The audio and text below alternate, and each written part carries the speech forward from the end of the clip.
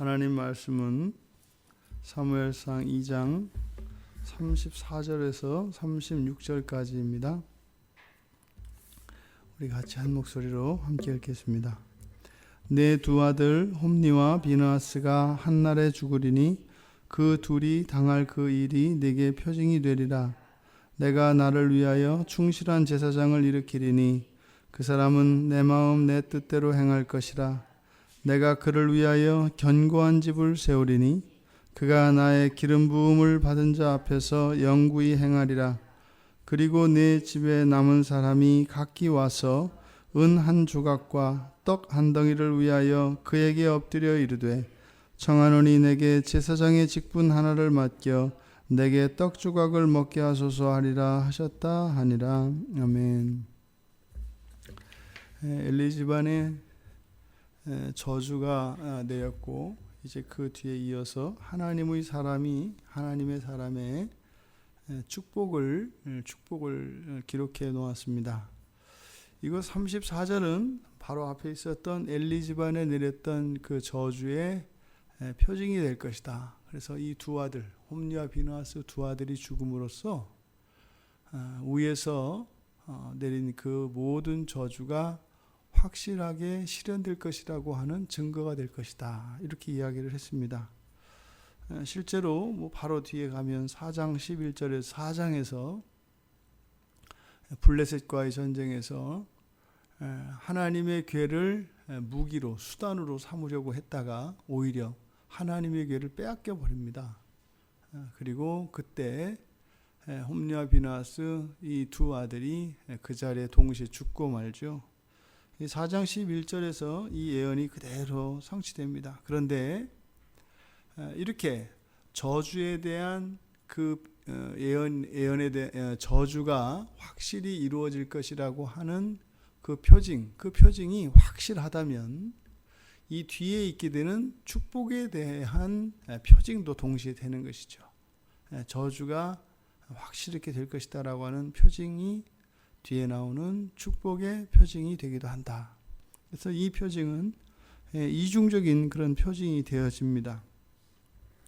그러니까 뒤에 나오는 이제 축복의 내용, 그것은 이제 여호와를 위한 충실한 제사장을 일으키실 것이고 그 사람은 여호와의 마음과 뜻대로 행할 것이다. 장차 있게 될 하나님을 기쁘시게 하는 하나님의 마음을 흡족하게 할 그 제사장에 대한 예언인데 이 예언은 삼중적으로 봅니다. 이제 요 일이 있고 나서 바로 뒤에 이제 사무엘이 제사장 직분을 감당하기 때문에 원래 제사장 가문은 아닙니다만 이것이 사무엘을 말하는 것일 것이다. 실제로 7장 9절에서 그리고 10절 17절에서 사무엘이 제사를 주재합니다. 제사를 주재하는 걸 보게 됩니다. 그리고 16장 5절에 가보면 그전 사무엘이 사사로이 제사를 그렇게 한 것이 아니라 사무엘에게 그런 제사장적 권위가 있음을, 다시 말해서 공인된 것임을 우리가 알 수 있습니다. 두 번째로 여기서 말하는 충실한 제사장, 이것은 이제 사독으로 봅니다. 사독은 솔로몬을 왕으로 세울 때에 지대한 공을 공헌했던 사람이 바로 사독입니다. 열왕기상 1장 45절에 나와 있죠. 그때 남북으로 갈리지 않습니까? 그래서 여로보암이 이제 왕이 되고자 하였을 때 그때 당시에 제사장이었던 아비아달이 솔로몬 편을 여로보암 편을 들죠. 그래서 여로보암 편을 들었고, 그래서 솔로몬을 도왔던 이 사독이 대제사장이 됩니다. 그래서 사독일 것이다. 왜냐하면 솔로몬이 이제 지금 요 당시에는 왕이 없습니다. 지금 이때는 아직 사사 시대이기 때문에 왕이 없는데 바로 솔로몬, 하나님의 기름 부음 받은 자라고 하는 것은 솔로몬을 가리키고 그 솔로몬 때에 대제사장이 되었던 사독을 의미할 수도 있습니다. 그리고 최종적으로는 그리스도를 이제 예언합니다. 그리스도를 예표합니다. 그러니까 엘리 집안을 지금 엘리를 사람 제사장을 대표하는 사람으로 보았을 때, 그래서 그리스도는 사람의 모든 죄를 단번에 대속하셔서 제사를 폐하셨지 않습니까? 그리고 모든 제사장은 그리스도의 예표이고 완전한 제사장이신 예수 그리스도를 의미한다. 이렇게 삼중적인 예언으로 봅니다. 여호와께서 또 그를 위해 견고한 집을 세울 것이고 그가 여호와의 기름 부음을 받은 자 앞에서 영구히 행할 것이다. 이것이 앞서 말씀드렸던 왕을 의미한다. 그래서 또 여기에서는 지금 앞으로 지금은 사사들에 의해서 이 나라가 다스려지고 있지만 장차 이스라엘은 기름 부음을 받은 선지자 그리고 기름 부음을 받은 왕, 그러니까 일종의 보면은 과두정인 거죠. 원래 왕정은 왕이 혼자 다스리지만, 그러니까 정치 체제로 보면 왕정이지만 실제로 이들은 제사장과 왕이 서로 권력 분립 관계에 있어서 어느 왕이 절대적인 권력을 독점하지는 못합니다. 견제할 수 있는 기능이 있다 이 말이죠. 그리고 거기에다가 선지자가 또 있지 않습니까? 이것이 이제 오늘날 민주주의의 기본 정치 체제인 상권 분립의 기초가 됩니다. 그리고 엘리 집안 사람 중 남은 사람이 각기 와서 은 한 조각과 떡 한 덩이를 위하여 직분을 구걸하게 될 것이다. 이거 여기서 말하는 이제 은 한 조각이라고 하는 것은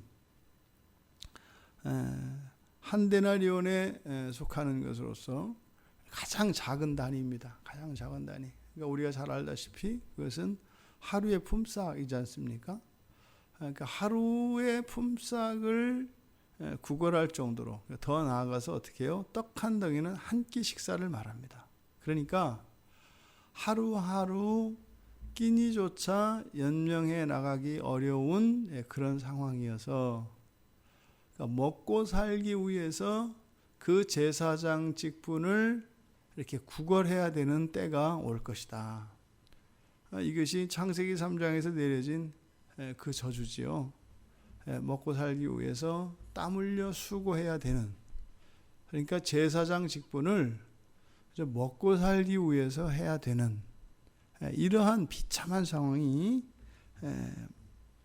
그 엘리 집안의 남은 사람들에게 모두 답니다. 여기서는 남은 사람이 각기 와서, 그러니까 뭐예요? 모두라고 하는 의미의 그 개인적인 측면을 강조한 겁니다. 오히려 그래서 예외 없이 모두, 이렇게 모두라고 하는 말보다 더욱 강조된 말이라고 할 수 있을 것입니다. 한 사람 예외 없이, 이런 뜻이죠. 여호와께서 기름을 부은 제사장 가문의 이 비참한 말로 이것과 함께 인간 제사장들의 그런 오류, 잘못, 이것으로 인해서 어쩌면 그 완전한 제사장이 우리들에게는 필요하다. 완전한 제사장이 필요하다라고 하는 이런 강한 암시가 들어가 있습니다. 그러니까 이 구약이 성취되어지기 위해서 사실은 선지자와 제사장과 왕 이 삼중직 가운데 가장 단 하나의 직분자만 있어야 한다면, 그러니까 이스라엘 백성들에게 있어서 실제적으로 가장 중요한 직분은 그러니까 제사장이라고 할 수 있습니다. 제사장. 왜냐하면 제사장은 죄를 대속하는 중보자의 역할을 하기 때문에 왕과 선지자로 인해서 이 세상 살아가는 동안 이런저런 어려움과 곤란을 겪더라도 만약에 제사장이 없고 난다면 그 하늘과 땅을 연결하는 그 중보자로서의 제사장의 직분이 없다면 율법에 있는 그 모든 것을 사람이 지킬 수 없기 때문에 반드시 사람은 제사를 통해서만 죄사함을 받을 수 있기 때문에, 그래서 이 제사장 직분이 가장 중요하다. 물론 왕과 선지자 어느 것도 없어서는 안 됩니다만, 굳이 세 직분 가운데 가장 필요한 직분을 꼽는다면 제사장 직분이 될 것이다. 그 이야기는 무엇일까요? 오늘날 우리가 삶을 살아갈 때 왕적 삶이 있고 제사장적 삶이 있고 선지자적 삶이 있습니다. 그 가운데 우리의 토대는 이 제사장적 삶이 토대가 되어야 한다 이 말입니다. 뭐예요? 내가 먼저 죄사함을 받고 내가 먼저 완전한 구원의 기초 위에 서서 왕으로서 선지자로서의 그 역할을 감당하며 살아가야 한다는 것이죠. 실제로 예수 그리스도께서 삼중직을 감당하셨던 것은 이 땅을 살아가는 그리스도인의 삶의 정체성이 바로 그러해야 하는 것을 가르쳐 주시는 것입니다. 언제나 우리들은 일상생활 속에서 제사장적 삶을 유지해야 할 것입니다. 그런데 그 제사장적 삶의 정치는 예수 그리스도께서 이미 이루어 놓으셨기 때문에 그리스도를 믿는 믿음 안에서 이 제사장적 삶이 성취되어지는 것이죠. 하지만 우리는 그것을 왕적, 제사장적, 선지자적 이 삶에 대하여 의식을 해야 됩니다. 그래서 나의 삶 속에 이러한 삼중직에 기반한 그러한 생활과 삶이 건강한 그리스도인의 삶이라고 할 수 있을 것입니다. 목사는 제사장이고 성도는 왕이고 선지자고 이런 것이 아닙니다. 예수 그리스도를 믿는 모든 이들은 그 삼중직분을 가진 자들과 같이 그렇게 살아가야 하는 것이죠. 왜요? 예수 그리스도가 우리의 신앙과 생활의 유일한 모본이시기 때문입니다. 구약에서 이렇게 한 제사장 가문은 몰락하고 또 하지만 하나님께서 하나님 모시기에 하나님 앞에 충실한 제사장을 일으키시는, 다시 말해서 절대로 포기하지 아니하시는 이 구원의 행동이 오늘 우리들의 삶 속에도 그대로 일어날 것입니다. 하나님께서 힘을 주실 것이고 하나님의 마음과 뜻을 따라 그렇게 살 수 있도록 은혜를 주실 것입니다. 그 은혜를 따라 이 한 날 하나님을 기쁘시게 하며 또한 우리들이 하나님과 함께 기뻐할 수 있는 복된 날이 되기를 주님의 이름으로 축원합니다. 하나님 아버지, 하나님의 말씀은 1.1핵이라도 땅에 떨어지지 않는 것을 믿습니다. 영원한 대제사장이신 우리 주 예수 그리스도를 통하여 이루신 이 대속의 은혜가 저희들에게 주어진 그것이 믿음 안에서 하나님께 감사와 영광을 돌리지 않을 수 없습니다. 하지만 여전히 저희들의 삶 속에는 하나님이 주신 그 구원에 합당하지 못한 마음과 저희들의 삶이 있음을 고백하며 용서를 구하며 또한 하나님의 은혜를 구합니다. 오늘 하루를 살아가되 정말 하나님의 사람으로 제사장적 삶을 살아가며 거룩한 백성으로 빚어져가는 이 한날이 될 수 있도록 도와주시옵소서.